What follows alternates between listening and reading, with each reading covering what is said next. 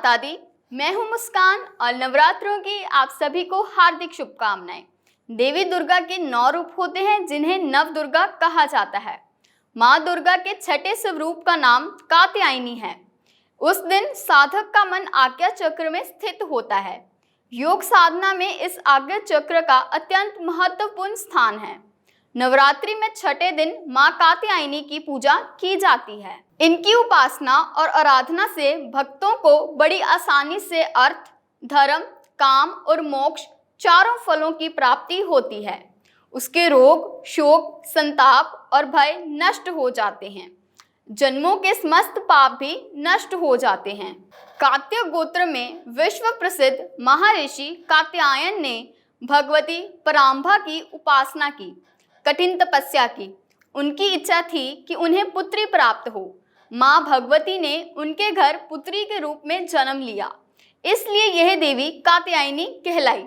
इनका गुण शोध कार्य है, इसलिए इस वैज्ञानिक युग में कात्यायनी का महत्व सर्वाधिक हो जाता है। इनकी कृपा से ही सारे कार्य पूरे हो जाते हैं। यह वैद्यनाथ नामक स्थान पर प्रकट होकर पूजी गई। माँ कात्यायनी अमोघ फलदायिनी है। भगवान कृष्ण को पति रूप में पाने के लिए ब्रज की गोपियों ने इन्हीं की पूजा की थी। यह पूजा कालिंदी यमुना के तट पर की गई थी, इसलिए यह ब्रज मंडल की अधिष्ठात्री देवी के रूप में प्रतिष्ठित हैं।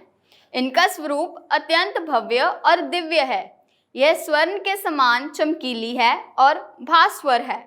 इनकी 4 भुजाएं हैं। दाईं तरफ का ऊपर वाला हाथ अभय मुद्रा में है तथा नीचे वाला हाथ वर मुद्रा में। माँ के बाईं तरफ के ऊपर वाले हाथ में तलवार है व नीचे वाले हाथ में कमल सुशोभित है। इनकी उपासना और आराधना से भक्तों को बड़ी आसानी से अर्थ, धर्म, काम और मोक्ष चारों फलों की प्राप्ति होती है। उसके रोग, शोक, संताप और भय नष्ट हो जाते हैं। जन्मों के समस्त पाप भी नष्ट हो जाते हैं। इसलिए कहा जाता है कि इस देवी की उपासना करने से परम पद की प्राप्ति होती है। जय माता दी।